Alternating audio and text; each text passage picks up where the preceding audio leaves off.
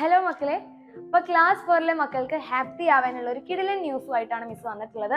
അപ്പൊ അതെന്താന്നുള്ളത് കുറെ പേർക്ക് മനസ്സിലായിട്ടുണ്ടായിരിക്കും അല്ലേ? കാരണം നിങ്ങളുടെ ക്ലാസ് 4 ഏതെങ്കിലും വീഡിയോസ് വന്നു കഴിഞ്ഞാലും ഷോർട്സ് വന്നു കഴിഞ്ഞാലും എല്ലാവരും ചോദിക്കുന്ന ഒരേ ഒരു ക്വസ്റ്റ്യൻ ആണ്, എന്നാ മിസ്സേ ഞങ്ങൾക്ക് ലൈവ് സ്റ്റാർട്ട് ചെയ്യാന്നുള്ളത്. അപ്പൊ ഇനി എന്റെ മക്കൾക്ക് വേണ്ടിയിട്ട് ലൈവ് ക്ലാസ് ഒക്കെ നമ്മൾ സ്റ്റാർട്ട് ചെയ്യാൻ വേണ്ടി പോവാണ്.